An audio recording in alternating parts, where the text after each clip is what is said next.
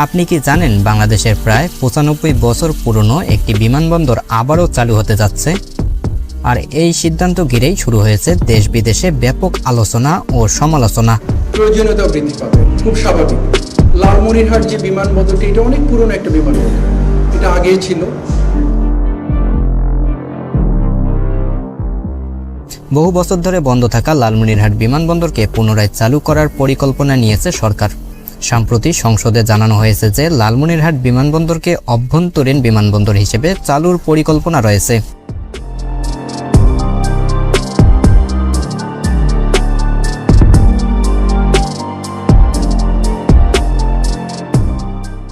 বিশেষজ্ঞদের মতে বিমানবন্দরটি চালু হলে উত্তর অঞ্চলের ব্যবসা বাণিজ্য, পর্যটন এবং যোগাযোগ ব্যবস্থায় বড় পরিবর্তন আসতে পারে। এছাড়া লালমনিরহাট, কুড়িগ্রাম, রংপুর সহ আশপাশের জেলার মানুষের যাতায়াতও অনেক সহজ হবে।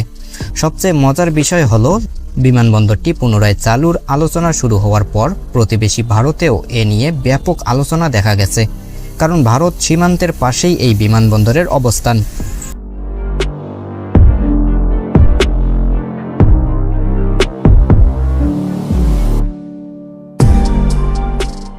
এখন দেখার বিষয় কবে নাগাদ আকাশে আবারও উঠতে দেখা যাবে লালমনিরহাট বিমানবন্দর থেকে যাত্রীবাহী বিমান।